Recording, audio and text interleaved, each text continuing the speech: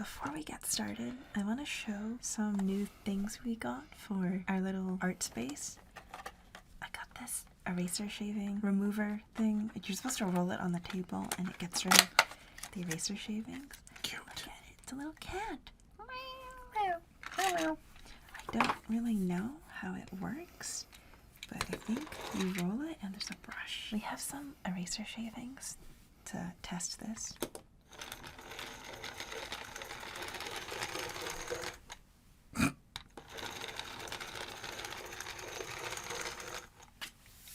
Oh wow. I think it worked. These are all pen marks. Yeah, those are pen marks. I think it worked. But to also combat the eraser shaving problem, we also got these kneadable erasers, which I think I might end up using today. Yeah, let's open them. I'm gonna open one. Shh. It kind of feels like poster putty. Oh wow. And then you just knead it like so. It smells. Oh, I don't like that. This smells like eraser. It's fun to play with. It is. I'm stimming. Stop. I like how you ever do that thing where like you keep kneading it until it gets super soft. That's what you're supposed to do. Oh. When you got enough eraser shavings in here, you go like this. Very interesting. I haven't used these in a long time. Me too. I haven't used these since I think college. You too, right? Yeah, same. Honestly, all digital after that. All right, let's open the paper. Oh, right. Also, so I recently went to a watercolor exhibit by Hehe. If you guys know Hehe, they're a really amazing watercolor artist. Beautiful work. But she recommended getting the Saunders Waterford paper, and she told me that the paper matters the most when it comes to watercolor. I didn't know that. It looks very fancy. It was kind of expensive. I actually don't know if this is the exact one she told me to get. She said the paper is better than the paint. Yeah. Wow. Wow. Pretty. You open it up. Hello? Oh, it's a pad, right? How do you open this? Did you buy a block by accident? Oh, no, it should be paper. Artist watercolor paper. 12. Wow, this is how you know it's fancy, because we have no idea what to do with this. I don't want to break it. Oh! Where's the 12 sheets? Wait. Oh, it's like a single. Wait. Oh, I found it. Oh my goodness. Oh, it's There's like tape. There's tape? There's tape on it. Oh, okay. I think you're supposed to. I knew it. You need a... Yeah, you do. It glued. They glued it, so you gotta like... Wait, why? You gotta run a knife through it. What? Wait, I got what? a box cutter. Should I bring a box Can cutter? you bring the box cutter? I got a box cutter. Why is it like glued together? What the fuck? Okay. Okay. Oh. Oh my god, don't damage it. Okay, wait. Let me do it. I just know there's watercolor artists in the comments right now probably freaking out. We're probably... What do you do? It's okay. It's okay. Oh my god. Oh my god. ASMR opening watercolor paper.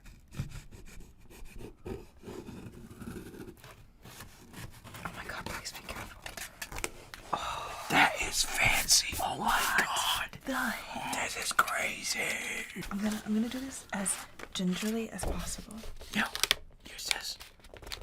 Your thumb is too fat. You're wrinkling it. Hey! Calm down, fat. I just want to use my gizmo. What? Hold on. This is really unpleasant sounding.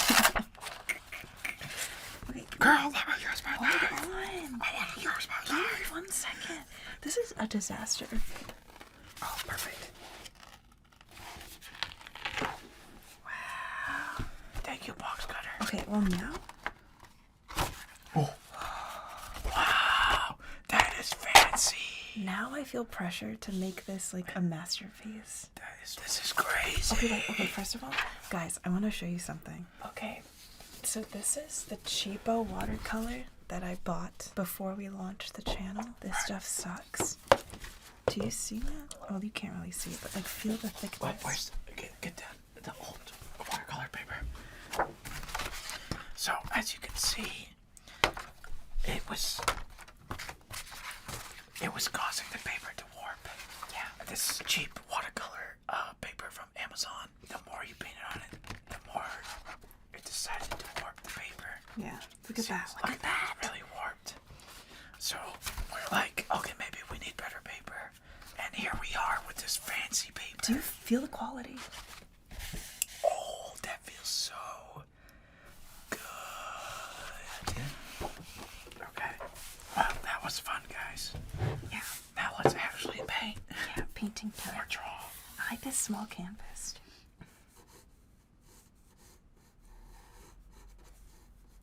So, for this part of the video where you watch us draw, I figured we're in a nice relaxing environment and this would be a really good time to talk about the certain, I guess, habits or methods we've picked up on to try and maintain a positive mindset when it comes to art. Oh, yeah, positive. Which is not all the That's time. totally me. But, you know, you've been doing art for a very long time, Daidus, so I'm sure you've picked up a thing or two to help keep those gears going, you know? I try my best. Alright, let's start with one of the most commonly asked questions for artists. What do you do to get over art block? Our big enemy, art block. Oh, yeah. The biggest enemy. Raid boss. Anyways, I guess as average advice would just be find different inspirations from different media.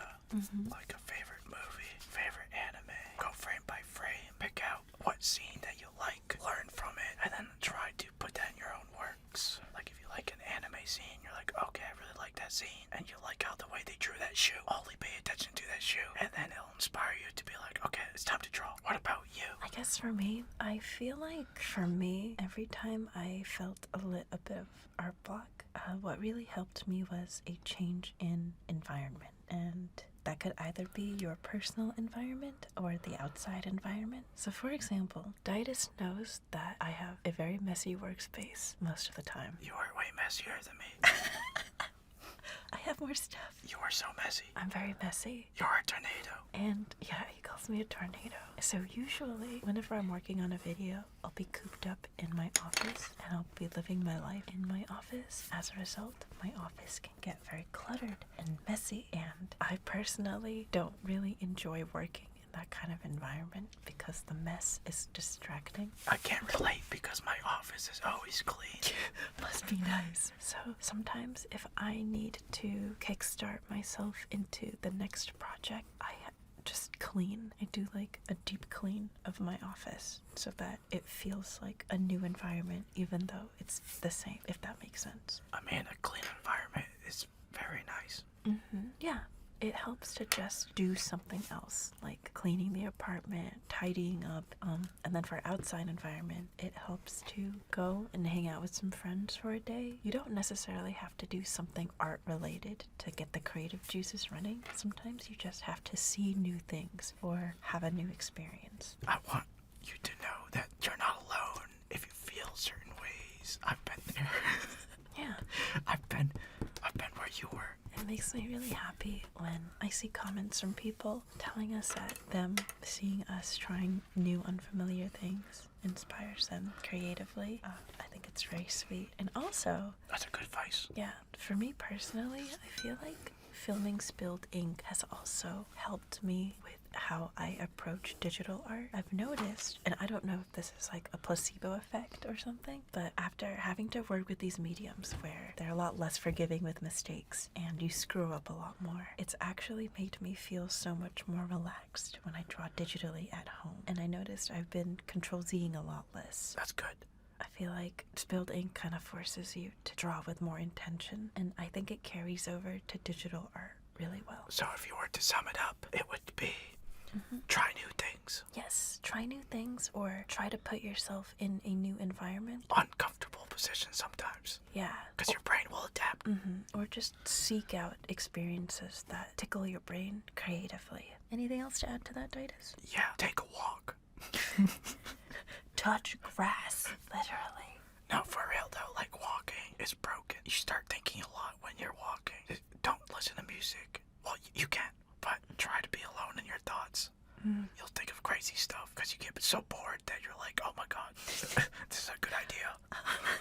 You get so bored, you're like, I'd rather be drawing. Bam, there you go, art plug over. True. I would also like to say that passion can dwindle. Yes. But you can always reignite it. Yes, it's true. It wanes up and down. No one's perfect. No one's always like, I'm gonna draw every day forever. And Yeah. it goes up and down just like life. Yeah. So don't freak out if you have some days where you feel off and you don't feel like drawing, because everyone feels that way. Right. And you want, I think I learned this from Naruto. You need small dreams, like small goals towards a big dream. The Hokage. Naruto wants to be the Hokage. So big dreams help you take little steps. And the little steps, the journey on the way is what makes it interesting. Similarly to that, there's some advice I think about a lot that I got from Fruits Basket. We're so cringe. We are. We're so cringe. I'm about to talk about One Piece. So in Fruits Basket, and this piece of advice can apply to anything. It's very versatile, which I enjoy, but I always think of it in the context of art. So I can't remember the words verbatim, but Toru talks about how sometimes problems will feel like you're in a room filled with laundry that you have to fold, and it feels like it's too much and it's gonna take too long, but you just start at Step the one. ones by your feet. Yeah. Start with the clothes by your feet, and eventually you'll notice that it becomes smaller and smaller, and you have a lot less on your plate. Okay, I can relate to this because I hate doing the dishes. I'm always like, can you please do the dishes? And I'm like, oh, okay. I'm like, I'm forced to, right? But I realize after I clean one plate, Emily will do this thing where she's like, you only have to clean the knife. You only have to wash the knife. And I'm like, okay. And once I clean that one knife, I go, well, since I'm here, then I end up cleaning everything. If you do it every time, why do you, if you know it's not that bad, why do you complain every time? I think it's the idea of doing it. The idea of starting it is what is the hardest part for me. But just like in animation, once I do the first frame, I'm like, well, since the program's already open and my drawing tablet is already out, I might as well just keep going. That's true, I will say, and I think you will agree with me on this, sometimes starting that first 10 minutes of drawing is the hardest part. It really is, yeah. But then you find your flow, you find that playlist that just hits the brain just right. Yeah, and you're like, oh, it ain't so bad. Yeah, it's not so bad. I'm always like, I could have started this 3 hours sooner, but I kept doing other things to avoid it. Now back to One Piece. Okay. Just really quick. Okay. There's a scene in One Piece where someone knows all the knowledge of One Piece, and he says to Luffy, he's like, would you like to know what the One Piece is? And Luffy's like, nah, I like the journey. I want to find out myself. Inspirational right there. Thank you, Luffy. It's like the process is the best part. I have another question. Yeah, sure. Related to that. How do you stop yourself from comparing yourself to other artists? Do you want to answer first, or do you want me to go? You can go first. Okay, so I'm going to start off by saying that jealousy and envy are very human emotions, and I don't want you to think that you are a bad person for looking at other people's art and thinking like, I wish I could draw like that. Oh, they're so good. Everyone feels that way, but what really matters is how you internalize that and how that affects your personal journey and growth as an artist, because improving your art is a slow process. Or for the most part, it's a very slow process, and it can be really frustrating when you feel like you are not at the level you should be. Or, we all go through that feeling where you see the most beautiful piece of art you've ever seen, and then you read the person's bio and it says they're like 15, and you're like, oh my god, what have I done with my life? So true. First of all, age doesn't matter. You'll get there eventually. You'll get there eventually. You are never too old to start drawing, so don't ever think like, oh, I've missed the window. There's no such thing as a window to start art. But also, I guess I'll talk. You moved to this topic. Okay, sorry. All right, I'll step back for a second. Okay. So for me personally, I think Daidus could probably relate to this too. I think when I was in middle school, that was when I felt the most intense feelings of artistic jealousy. But that's also because I was in middle school. It's just a young mind. It's a young mind, true. You also think you're way better than you are when you're that young. I don't know. I guess it depends. I think for me, I really like looking at people's art. As you could probably tell from my room tours, I like surrounding myself with people's art. And for me, those art pieces are, those art styles are objectively much better than what I can currently do. But I try and make sure I don't view other people's art as a comparison or a point of comparison. So I'm gonna say what helps your point is that it's okay to compare yourself to other artists as long as it's a healthy outlook. Yes. And you turn it into motivation instead of spite. Of course. Because spite energy can work sometimes. But if you have too much, people find you unbearable. Yeah. And they don't want to be around you.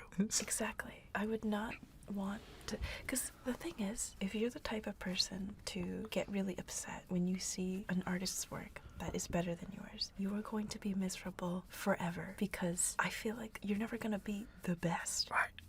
There's always going to be people who, because there's so many different styles and so many different skill levels, you're going to be in a cycle of unhappiness if you keep using other people's art as a way to put down your own art or as something to be jealous of. It's easier said than done, but you'll be so much happier if you're able to view people's art through the lens of inspiration and seeking inspiration. And sometimes you can use it to enhance your own art, where you'll be like, oh, I really like the way they use colors. I'm gonna try and incorporate that into my own art. Or, wow, I really like the way they draw hair. I'm gonna try and see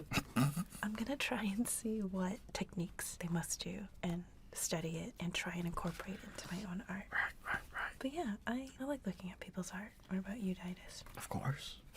Art is what makes the world go round. Yeah. Lots of things to see. I think part of being an artist is consuming other people's art, and I think you shouldn't rob yourself of that joy by avoiding other people's art in fear that it will make you feel worse about your own. I agree wholeheartedly.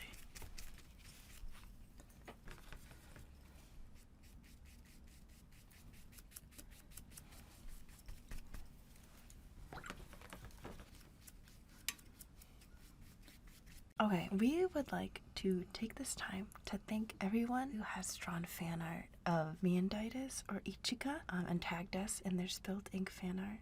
I still don't know what to call you guys. Ink drops? I kinda like ink drops. Ink drops? Okay, Yeah. so please take a look at all this fan art done by our lovely ink drops. They're all so gorgeous and beautiful, and we really appreciate it. Thank you so much. Every time we get a new one, I make sure to show Daidus so he sees it. I see them all. They're wonderful. They're so cute. I love everyone's artistic interpretations of Ichika. It's very nice to see. It was wonderful. Subarashi. And some people have even drawn Ichika as a human. Oh yeah. I don't even know what Ichika would look like as a person. That's where like the challenge yourself comes in, you know. But yes. So and he always thank you for these wonderful drawings. Yeah, I hope you guys enjoyed looking at them. Made it Very cute. definitely made our day. Yeah. And should we have like an official hashtag for tagging Spilled Ink? Sure. You can either just tag me or Daidus or both of us. Yeah, I think that works better. Yeah, that's we're more likely to see it. Yep. Just tag us directly. It's in the description below. And I really, really enjoy it when people follow along, like using the same materials we use, but they draw the fan art in that material, like with Copics and stuff. It's really nice. So thank you so much. Thank you. I just want to point out, I don't know if the camera's capturing it, but look at how much better the colors blend. Right. Isn't that crazy? It's a lot easier to color the whole page. Yeah.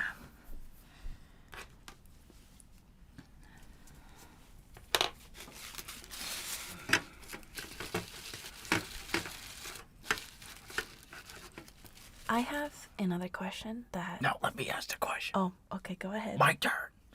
Art and social media. That's not a question. It's the next topic. I figured this is a good topic for us to talk about because this is literally our lives and has been our lives for the past however many years. Thoughts on art and social media. Do you want to go first? Yeah, sure. Why are you laughing? Art and social media. What about it? Like, what are your thoughts? How social media affects the art brain? Oh, that's... The pros, the cons, things you should consider, things you've... Oh, okay. things you've learned from being an artist and on social media. Being an artist on social media. Okay. Thoughts? Well, it's definitely a double-edged sword. It is, I agree. There's definitely overstimulation. Of course. It makes it easier to compare yourself to others. Mm-hmm. It's okay to check social media every now and then, but you gotta remind yourself that, like, everyone's on a different path. Sometimes it's hard to remember that because you're always seeing someone better than you, or you're always seeing art being updated every second. Mm-hmm. Sometimes you gotta take a step back and be like, oh, okay, let me just go at my own pace, because there is a lot of pressure that's applied to make sure you're always min-maxing everything. And I think it's okay to take a step back for your mental health and all that stuff and whatnot.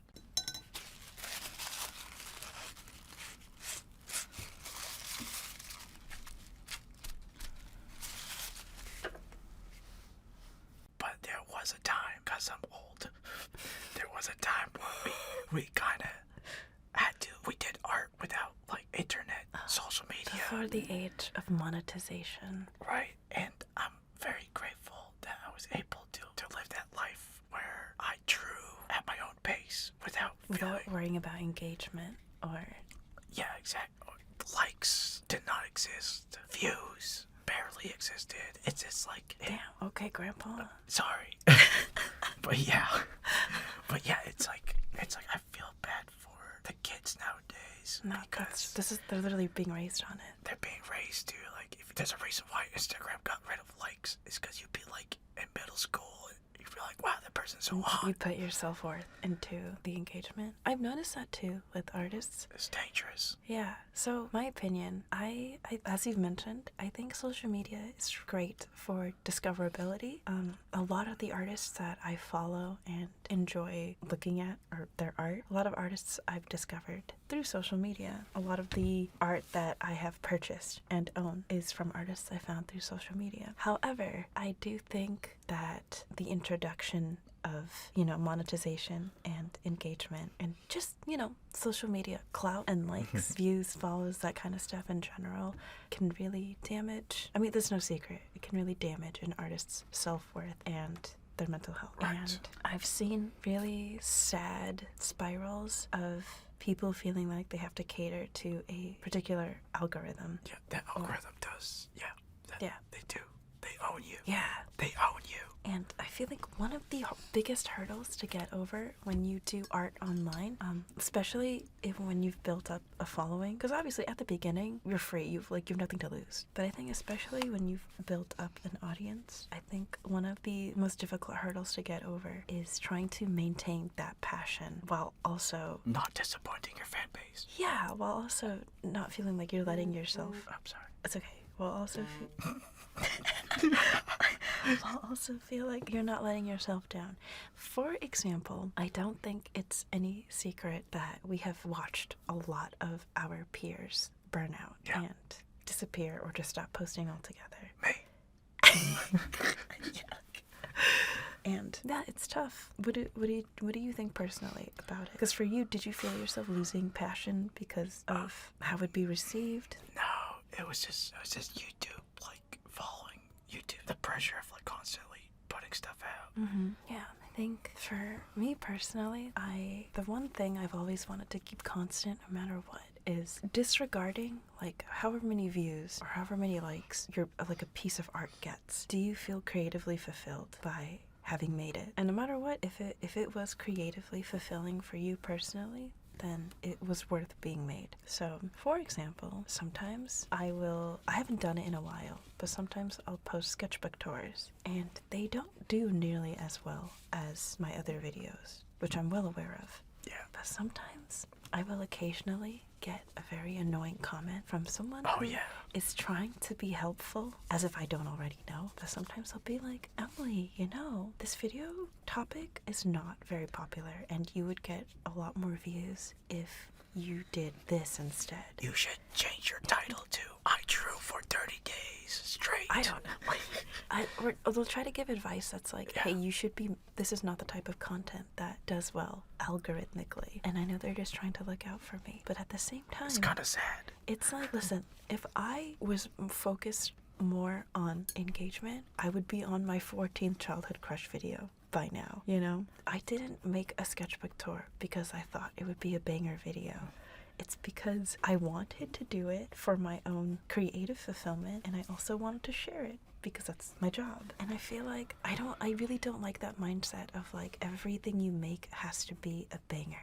Everything you make has to be seen by as many eyes as possible. Like, yes, it's nice if you make something and a lot of people see it because it can get you work. I understand there's like nuance to it, right?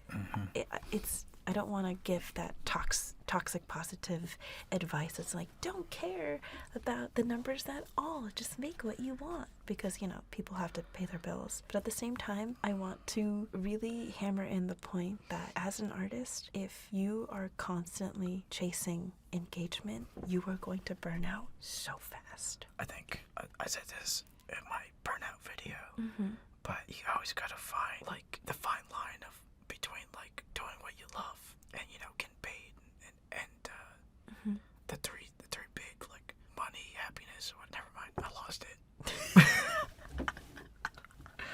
Well, you had something going there. What do you mean you lost it? It's in my video. Who cares?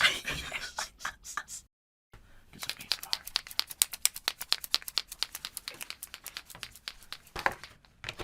Nice.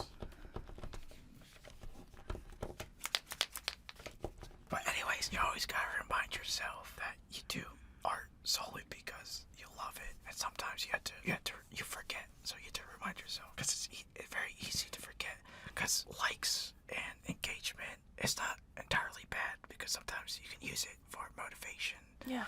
And use that energy towards something good. But you shouldn't place your self-worth as an artist strictly. Exactly. So into engagement. that's a double-edged sword. It's like, yeah. It's like, so if you don't get the X amount of views or X amount of likes that you're expecting, you're gonna be sad. Yeah. And you know, we see it time and time again. We see creators who do really well, or they hit like a high point and they beat themselves up if they're not able to exceed that high point. Do you feel like artists growing now, do you feel like they're trying to please the internet more than themselves? 100%.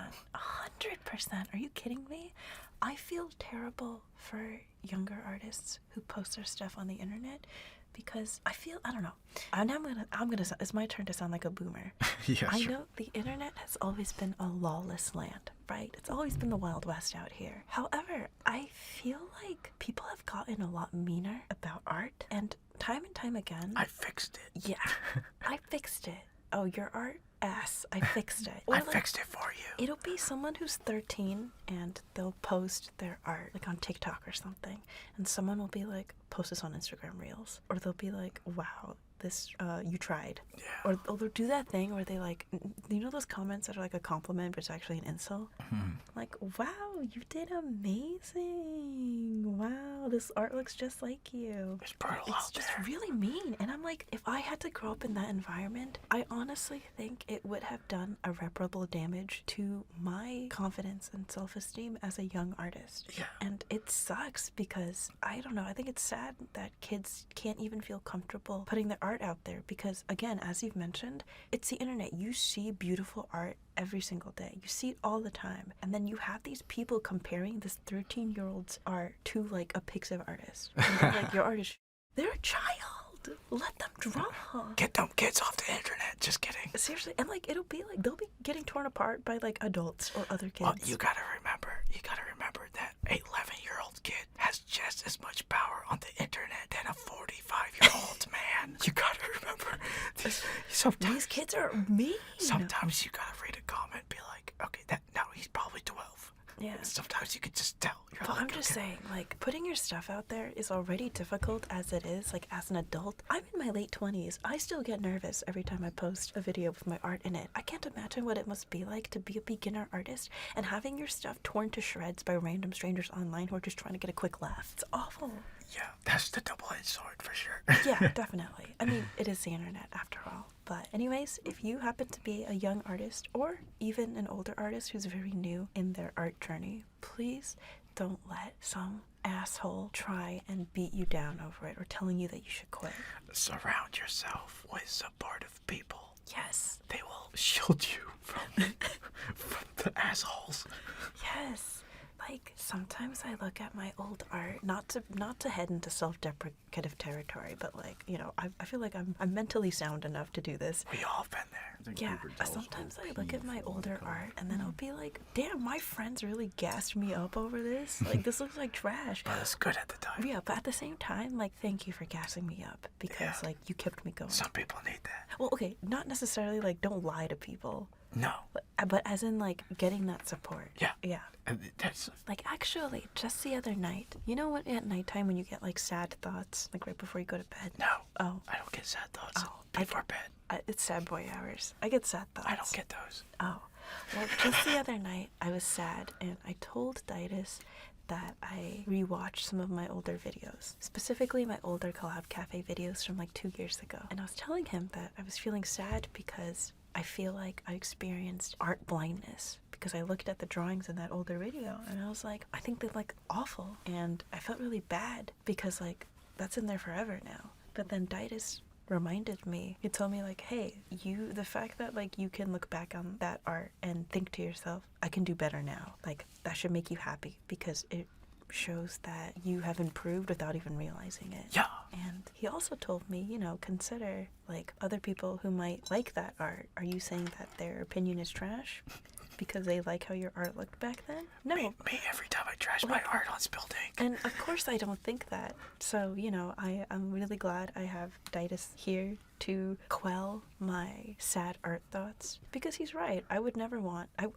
think that someone had bad art opinions for liking my older art. So why am I beating myself up over past Emily liking her art? Listen, I like beating myself up from my own artwork. It's just how I operate. It's like when you trash talk yourself in the mirror. It's the same method. I want you guys to know that when I say my artwork, like, let's say we're doing this Build Ink episode, yeah. I go, oh, I could do this better. I could do that better. Oh, this is bad. I want to do a new one. Well, I just want you to know that I'm just solely talking about me, and I'm so bad at talking. No, you're doing a good job. Oh, I'm trying to say is that like people said, you are your harshest critic. What is that? You are your own worst critic. You are your own worst critic. Well, that's me. That's me. So just so you know, I'm solely talking about me when I trash talk my work. But that's how I grow, and that's how I do things. Mm-hmm. It helps me, and also I don't take it seriously when I say this is like trash. I just like to trash my art. Okay. Sometimes I really like my art. It just depends how good I do.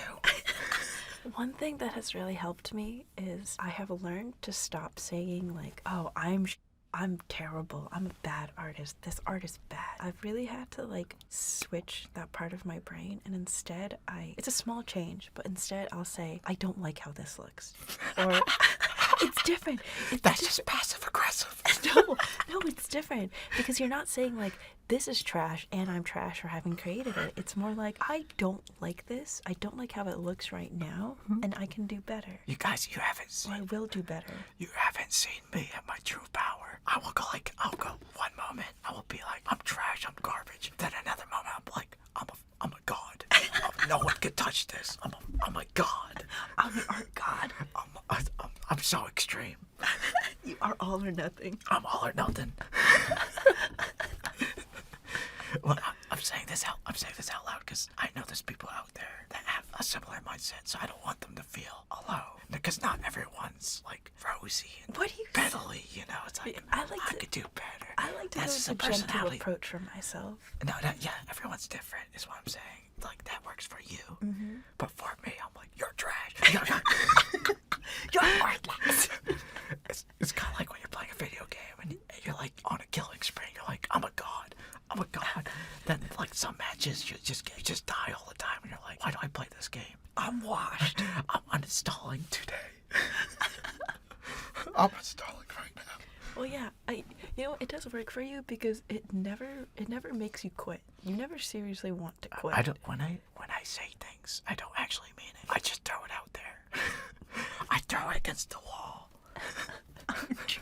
I don't actually mean it. It's like look in the mirror and when you always trash. I just think it's really not the same. I think it's just really funny how we have completely different methods. Yeah. because I know for me, if I kept telling myself like you suck at this, I'd be like, yeah, I do, and I shouldn't do it anymore. Yeah, that's true. That's true. You But take it personally. You're very like You take it personally.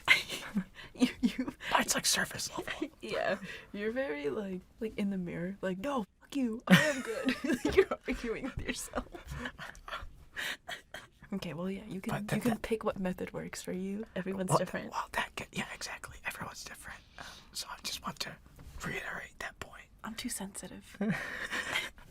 I'm too delicate. I love trash talking myself. I'm gonna be real.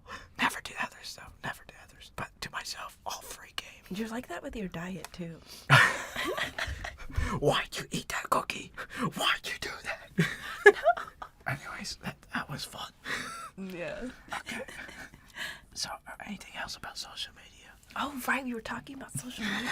Yeah, I think just if you do art on social media, just make sure you prioritize your mental health and make sure, guys, and your passion. Remember, your art is eternal. You have that forever. Your skills are there with you forever, as long as you don't break your hand. Yeah.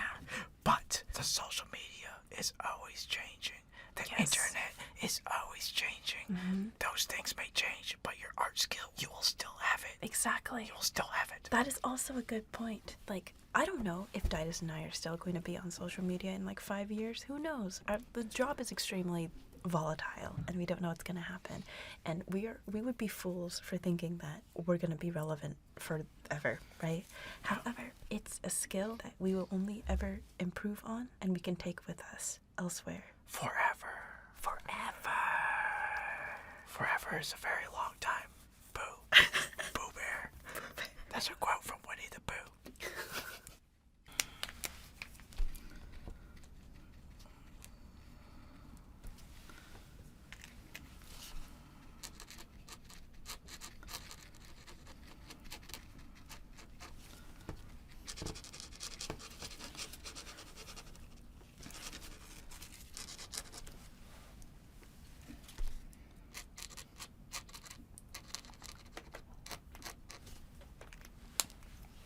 Okay, on the topic of sucking and feeling bad about your art, if you have recently ever felt, man, I really don't like how my art looks, I wish I was better, or man, I feel like it's too late for me to start trying, this section is for you. Take it away, Daidus. Everybody's gotta start somewhere. Yes. It's never too late to start. Mm-hmm. Don't give up.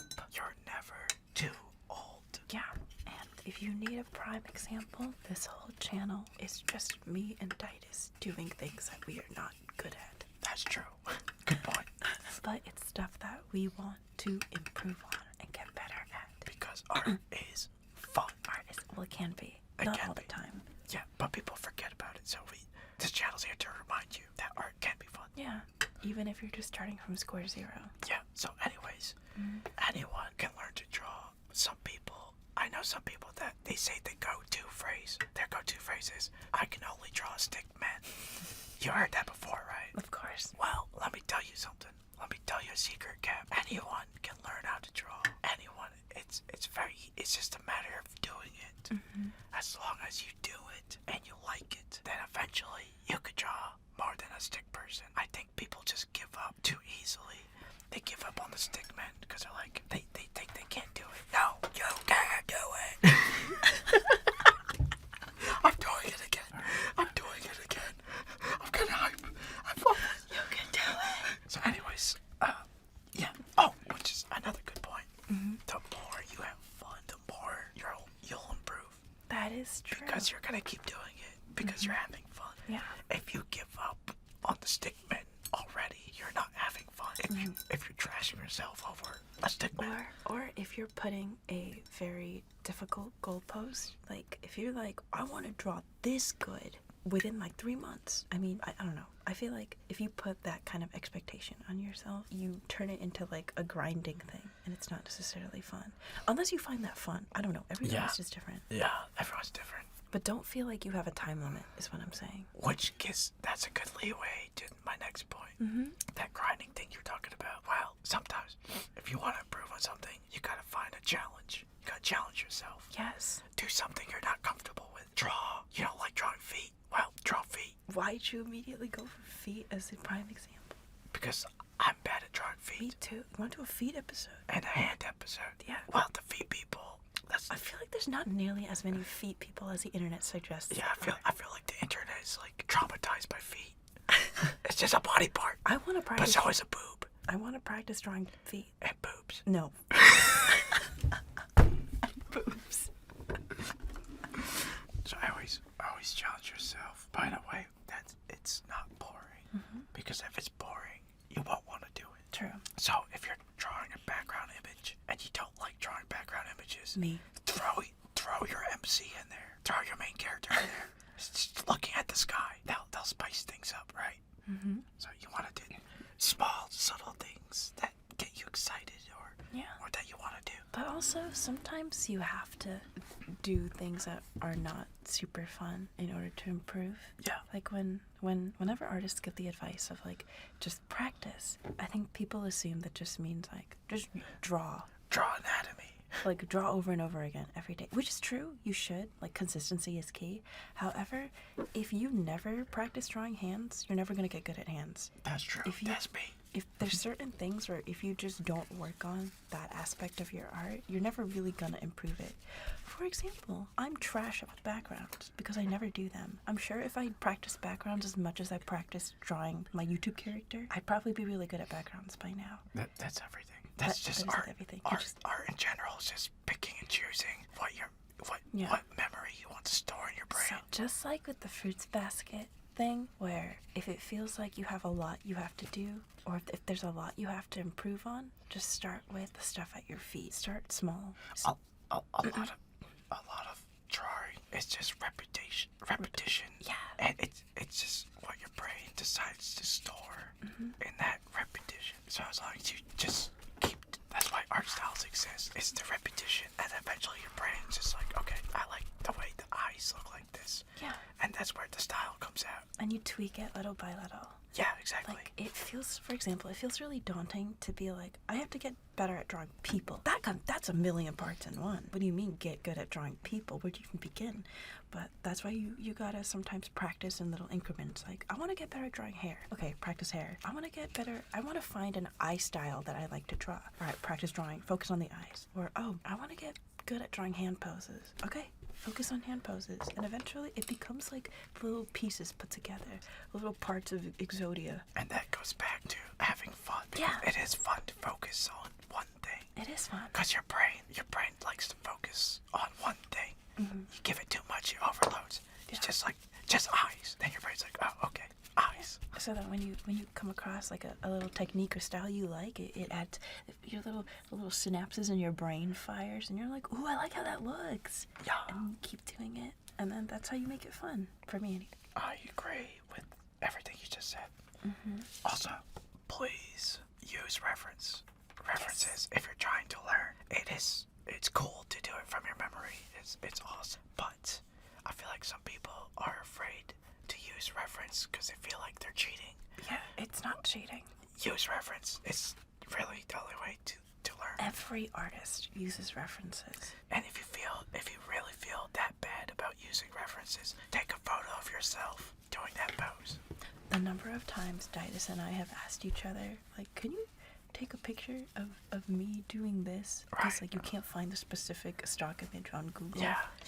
So we're like, can you take a picture of me like holding this in this particular way? Yeah. And it helps so much. Guys, I'm not the best at drawing hands, so I always take a photo of my hands when I want something elaborate. If I have to hold something, I'm just gonna like, oh, I'm holding an apple. I'm gonna buy an apple. I'm just gonna take a picture holding an apple. Every time I've drawn myself sitting, I always needed to take a reference picture of myself in that same position. It's always when you have to draw something interacting with another thing. Yeah, because you want to get like a proportion. If you're at the desk, the proportions and everything. But also, it helps. It helps to find other artists who are kind of at the same level as you, because you guys can encourage each other to grow, and you won't feel like it's impossible, far away. Their skills are beyond you.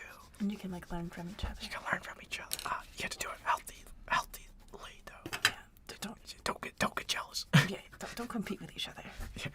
I mean, competition can help too. It's just healthy competition. Don't make it, nothing wrong with competition. Just don't make it personal. Don't let it become toxic. Don't make it personal. Yeah. Also, you can join like a drawing club or just an art class.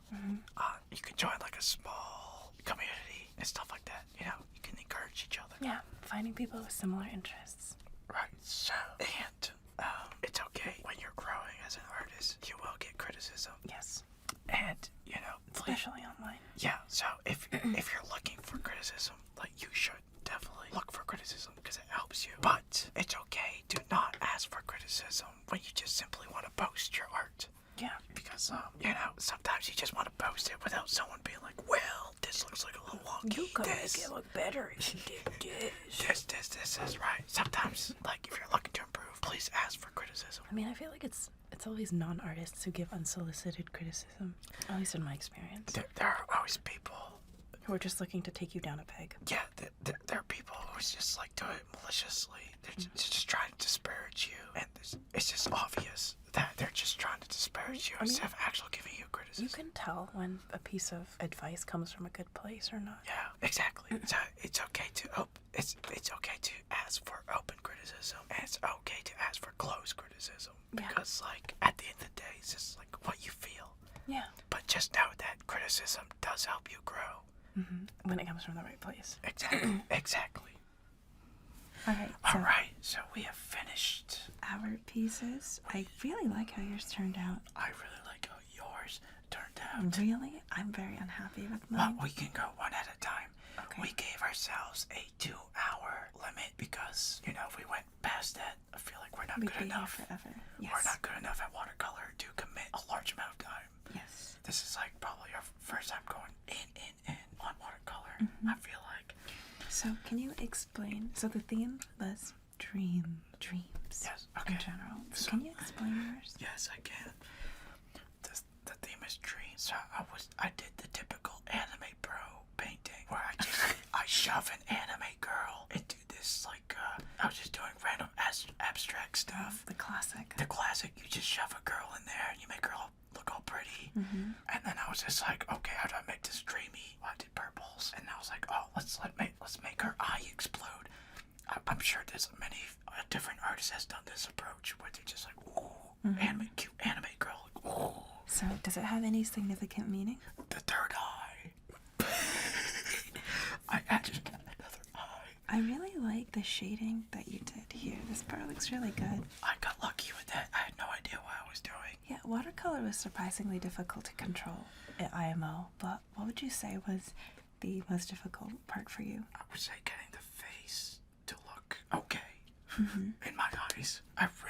Your artist friend did a great job recommending this paper because this paper was amazing. Yes, compared to other watercolor paper we've used previously, it's like a night and day. Paper really makes so much difference. You guys watching this, invest more in your paper than the painting. I swear that this paper changes lives. No wonder it's so bougie and you need a box cutter to open it. To pry the pages apart. So anyways, here's my cute anime girl. What are these shapes, these diamond things? It's like a dream illusion. It's shattering out of her eyeball. I see. Oh, you did the classic flowers sprouting out of the eyeball. The classic anime bro painting. You're so cringe. I know. No, listen, I'm just kidding. I was more focused instead of making a finished piece and being all pristine about it. I was more focused on like, okay, how do we watercolor and how do I draw? How do I paint an anime girl in watercolor? You just wanted to play around with it. I wanted to play around, so I knew what I was like comfortable with, and I was like, okay, anime girl, and that's what I did. You did a really good job. I think my personal favorite part, I really love how you painted the hair. It turned out so good. Thank you. The strands looks really good. It's the classic anime bob cut. The anime bob cut. And the classic, just like, oh, I'm so pretty. Oh, the neutral facial expression. The neutral, I'm so pretty. Look at the flowers come out of my eye. Anyways, there's no deep meaning to this. You just came up with dream, and I was like, okay. Oh, okay. I wish I could come up with a more personal opinion. Do you dream very much? I do not dream at all. I time travel when I sleep. I sleep and I wake up and I'm like, where am I? You save file, the screen goes black, and then you wake up and it's the next day. Yes, I save file, and sometimes I'm jealous of people who get to dream, because I never dream. The only time I dream is I'll get a nightmare like once a year. That's like the worst nightmare ever, but that's the extent of how much I dream. I see. But you dream a lot, all the time. Yeah, so I'm the opposite. And I see that's why you're crying here. So that's a good segue to Emily's piece. Yeah. So, I guess artistically speaking, I know I'm not very experienced with watercolor. I don't really like how this turned out. No, you shut up. Listen, can I compliment it first before you drag yourself down? Sure. I really like. You see this darkness? It looks like dark clouds, dreamy clouds. I really like. Yeah, I think you did it by accident, maybe. I did. That was not intentional. The whiteout stars make it. It's a nice, clean, very clean. You can say a clean look. You have this storybook look. So you see the white around your hair and everything. I would say that if I were to read a storybook to a kid, and I turn the page and it goes, Emily had a nightmare last night. She's going to bed, and then you flip to the next page, and this is like a storybook kind of feel. Oh, and I thank really you. like how storybooky, if like fairy tale, somewhat, thank you know. So I think one thing I noticed, an observation of my own art, is I realized that a lot of my art, both digitally and traditionally, I depend very heavily on line art. Yes. And the Yes, line you art do. Yes, you do. Because even after I intentionally erased the lines to make it look softer, and then even after the fact it dried, after it dried, I went back in with colored pencil. Do you mind if you're just going to depend on lines, or do you want to try to? I kind of want to try exploring just the colors. I think I just got really comfortable with trying to make the line art more pronounced. I think the colors work really well. Oh, thank you. I kind of like that I went back in and did like a little extra like hair details. I know this style. This is the cute anime style. You know. Yours is cute anime girls. style too. Yeah, but I was saying this is like a certain cute style. Yeah. So there is a bit. So when I think of the word dream, I don't like it. I don't like dreaming whatsoever. I hate even having good dreams. I've always been like this. As Daidus knows, I get nightmares pretty frequently. It's because she needs to stop watching. Stop! She needs to stop listening to true crime. That's not true. Oh my God. Your nightmares started coming back because you're listening to crime again. Okay, stop stop. with your true crime. I literally. I'm calling her out. It just makes good background noise when I do the dishes. I'm calling her out. Stop watching true crime. Okay, well, anyways, I'm very prone to nightmares, and Gee, I wonder why. There's been a couple times where I've woken up crying because my nightmares are basically manifestations of my biggest fears, and so that's why I drew the tear, because that's how I feel about dreaming in general. I also hate when it's a good dream too, because you wake up feeling disappointed. And also just in general, when I wake up from dreaming, I feel tired because I feel like my stress levels. So I personally, the best sleep for me is if there's nothingness. Like if I basically just died for 8 hours straight, like what you do, that's my ideal sleep. So in the background, I drew what I depicted as just nothingness, like space. Right? When I think of nothingness, I think of space. So it sounds like a skill issue.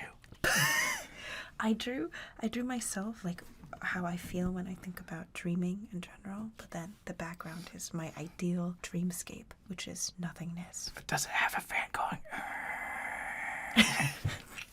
There's a little fan in the background. I need a fan to sleep.